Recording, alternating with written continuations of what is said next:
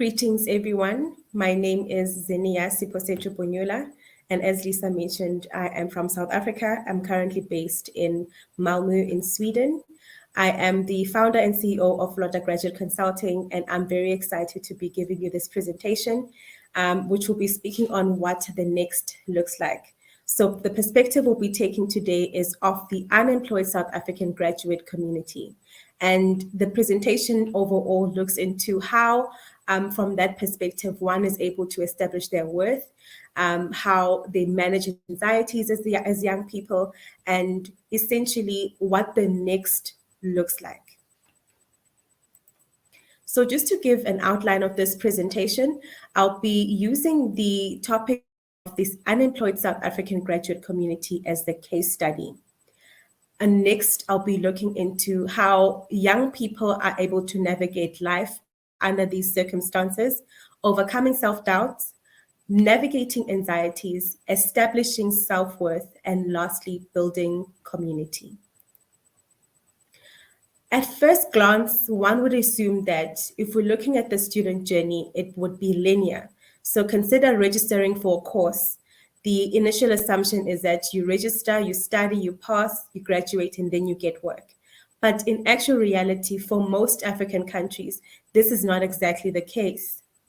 In as much as the higher education institutions, such as your colleges and your universities, are producing numerous thousands per annum of graduates, the local labor market is unable to absorb these numbers. And this is something that we had monitored for a long time. In terms of my background, I've worked in higher education for close to 10 years, and I've firsthand experienced how you look at the entire student journey. A student starts from first year up until the fourth year of their degree or the third year of their diploma, and then the next is really a very unclear journey to take. And one of the reasons why we established LOTA Graduate Consulting was to sort of respond to this gap that we saw in the market, because on one hand, universities produces thousands and the local market is unable to fully absorb. And the biggest question is, how does the unabsorbed graduate now navigate life from that stage? Now, we looked at this and we saw that it was very much visible within the past 10 years within most African countries. And in as much as there have been many agencies that looked into addressing the unemployment issue, there are still many gaps, as previously mentioned. And essentially, a lot of anxieties rise from the young person, especially the young woman, on what will my next exactly look like.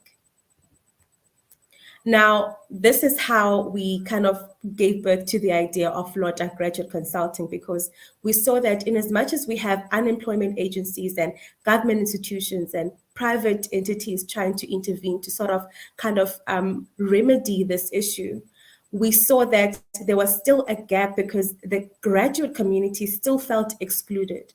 So you'd have a fully qualified accountant, having studied for 4 years in a higher education institution, unable to get work because there's a lack of jobs. So the biggest question that LOTA Graduate Consulting is also trying to cover here is, what does this graduate do as they wait for their next? Because essentially, like any other human being, you feel discouraged the more you get those regrettably in emails, or unfortunately, we are unable to take you at this point email. How does an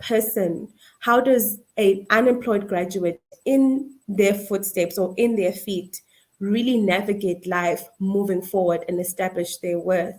So LOTA Graduate Consulting is a female-owned EdTech platform that facilitates the process of learning, knowledge, and resource exchange between unemployed South African graduates. We are hoping to really expand this movement and make it a really continental African initiative. Here we established or try to advance better accessibility to local and international opportunities and engagements to young people who are unemployed at the current moment. So a closer look to the case study where we discuss the unemployment of the South African graduate community. If you have a closer look in this slide, you see on your right that this just to give a context to the picture, this was a few years ago when there was just an immediate panic within the graduate community of South Africa. So we have 26 universities in South Africa, and there was a significant number of students that all felt that they're not being accommodated in any way within the labor market. So they took their placards and they wore their graduation gowns, and they stood on the streets and they held these placards written, "I'm educated and unemployed." Another would say, "I'm a medical student, but I'm unable to be placed within clinical allocations," and so on and so forth. And this really became a big conversation, especially around the years of 2017 up until even today.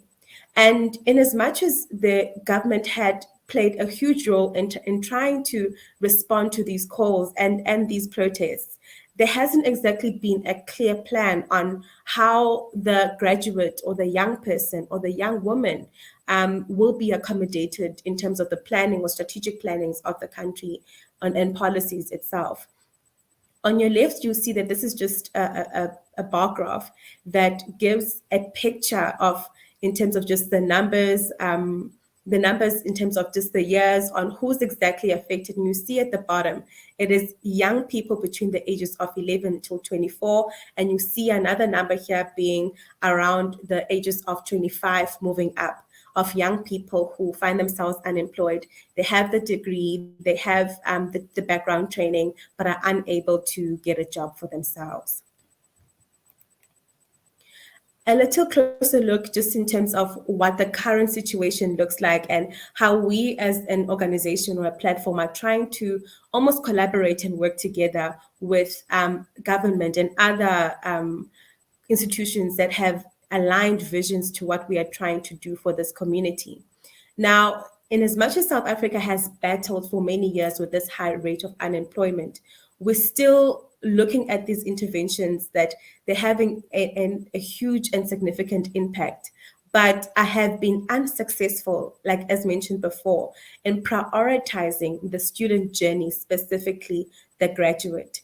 So the biggest thing that I want us to discuss today, it looks more on how do these young people navigate life after they've received countless, if not hundreds, of emails that say, unfortunately, the position has been filled, or regrettably, you do not meet the role criteria.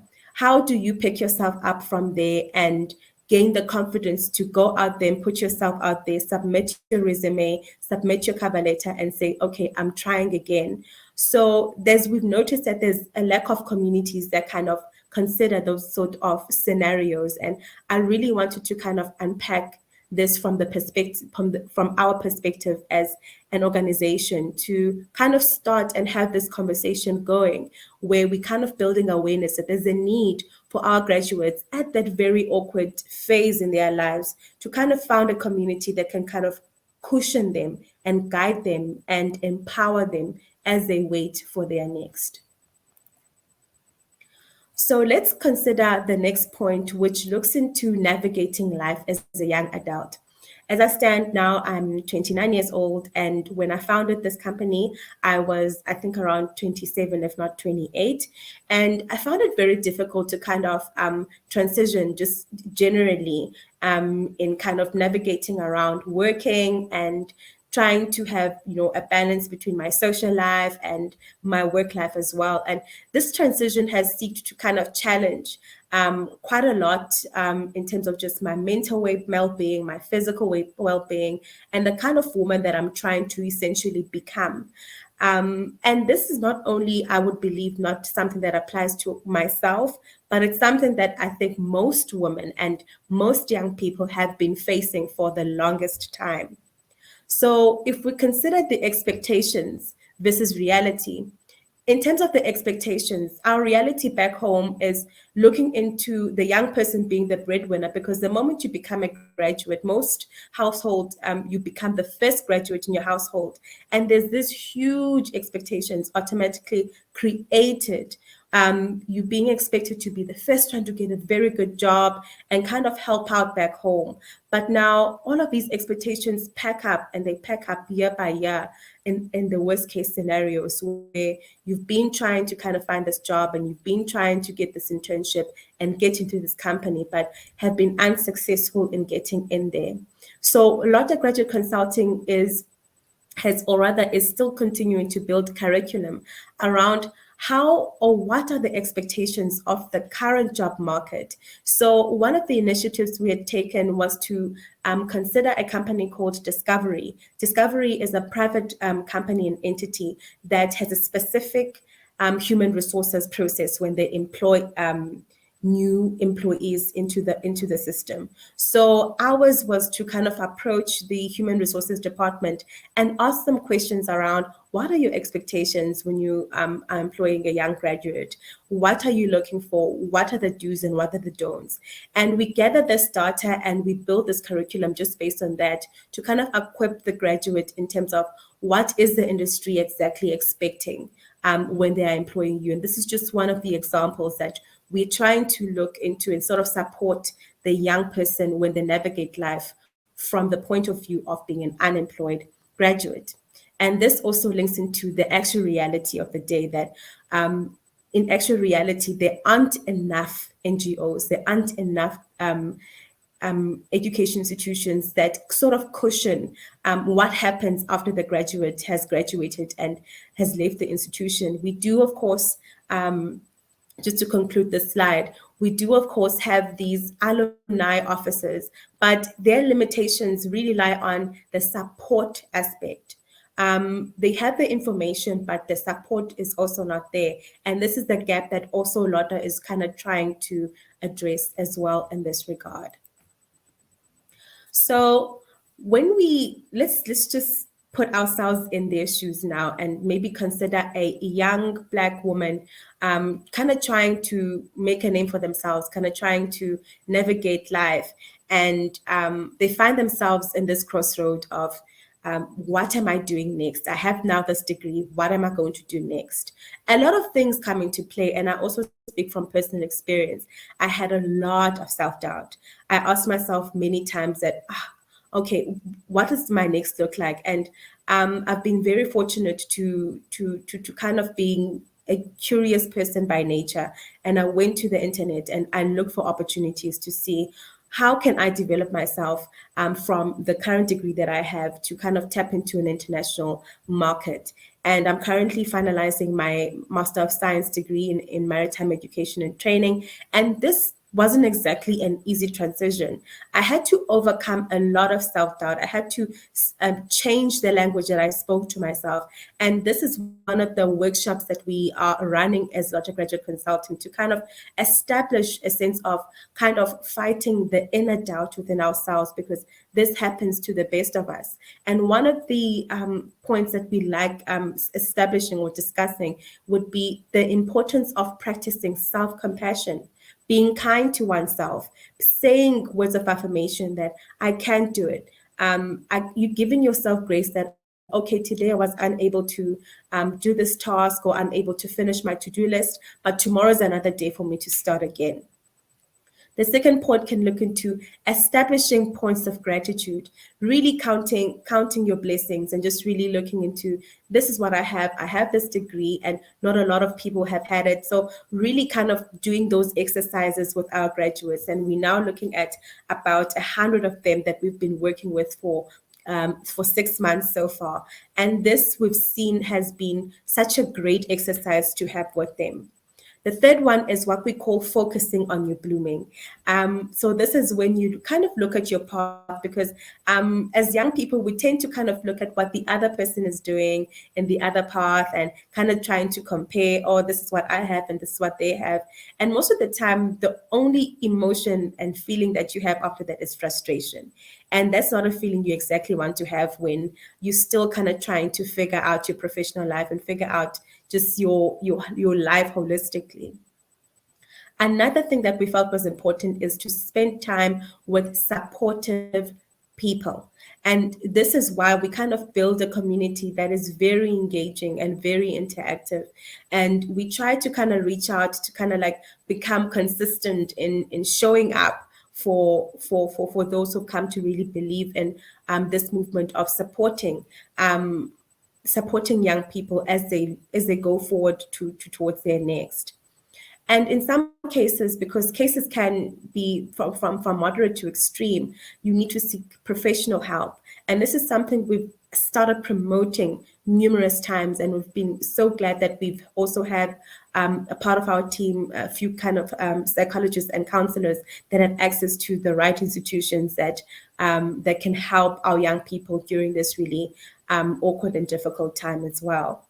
So another good exercise that we like mentioning is start journaling, and of course being able lastly to challenge your thoughts, because at the end of the day, if we accept all of these negative words and we speak them over ourselves, we start believing them.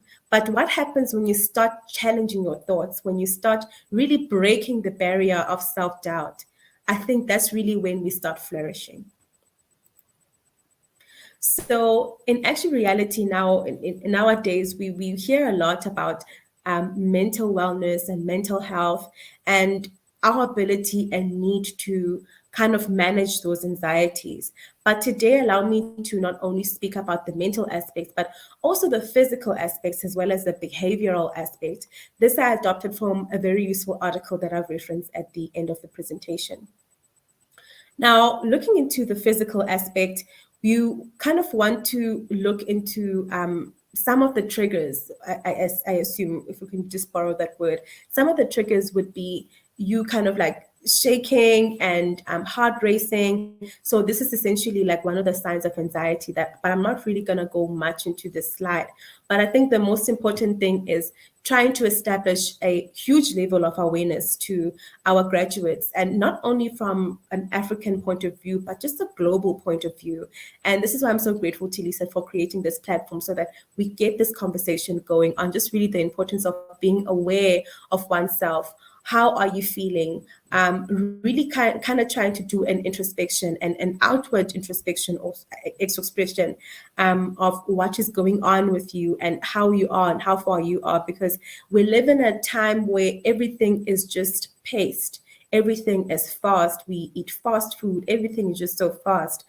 But little do we promote the need for us to slow down a little bit and kind of monitor the situation, look around us, and really take time to kind of take care of self and really give ourselves grace for the hard work that we're putting out. And this is specifically prone to mainly us as women, where we have all of these expectations, and all these pressures on us.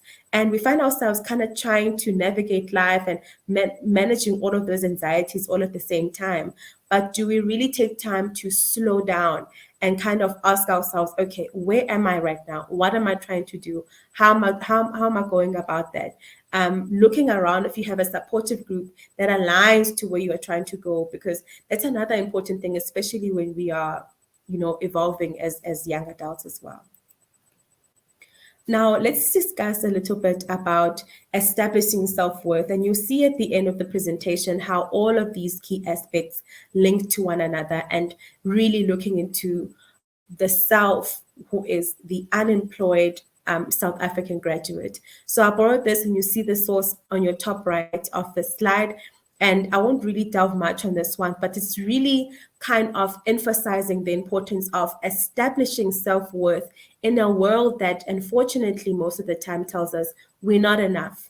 And emails such as regrettably, emails such as unfortunately you don't fit into this, and you can't because of this skill set, you find that the more you read those emails, this is something I experienced personally, that is the more you get a little discouraged, because you start believing it that, oh, maybe I'm not meant for this career, or maybe I'm not meant to do this, entrepreneurship journey, because I'm getting a lot of, regrettablies from sponsors that I want to partner with, and so on and so forth. So where do you go to kind of reestablish your worth as not only a person, but also as an entrepreneur, as a person who's just trying to voice their opinions out there as well? So from point number one, we look And we see that it says we need to understand the power of our attitude towards ourselves. And I think this is an emphasis on one of the points we discussed on previous slides. The second one is the need for us to learn to overcome the fear of self-love. The third one looks into trusting your own feelings, trusting your own instincts, and believing really in yourself. The fourth one looks into analyzing oneself. And lastly, the fifth one looks into stop making yourself worth conditional on other people. I really want to emphasize on point 5 because most of the time we tend to find ourselves, and this is not something that we do on purpose, that we sort of lean more on trying to establish or weigh our value based on how other people perceive us and receive us and speak to us. But that shouldn't be the case. I think it is so important as young people for us to sort of establish, not only young people, but just as women in general, because I think this is something that we at some point all have to experience or are experiencing, the need to establish self-worth, where you kind of need to establish your value. How do you want to be treated? How do you want people to speak to you? This is something that you need to establish. And if there's certain limits or walls that you don't need, or boundaries that you need to establish, those need to be lifted up and they need to be respected, same as the other person would want them to be respected. So this is something that you need to firmly and assertively define as women and ourselves, especially in industries that don't exactly give us the voice, don't exactly give us the opportunity to be ourselves. And one of the things, just to also tie up this slide, that I feel is so important is the power of vulnerability. And this is something that is unfortunately seen as a weakness. And I completely disagree on that. I think women being vulnerable is the most huge risk, and it's such a huge risk, but at the same time, it's the most strongest, the most courageous move that you can ever make. And I believe that when I started with this initiative called LOTA Graduate Consulting, I really put myself out there, and I believe I put my vulnerability out there to say, I really see this journey and I understand the journey itself, and I see that there's a need for a community to be established that supports not only women, but just young people as in their totality on the struggles of just really establishing themselves in a world that is not exactly really ready to absorb them as yet. So this slide will now look into establishing community. And I think this is one of the most important ones and really ties everything up together, where we kind of look into the need to celebrate and reflect, engage and mobilize, create, and lastly, to skill up.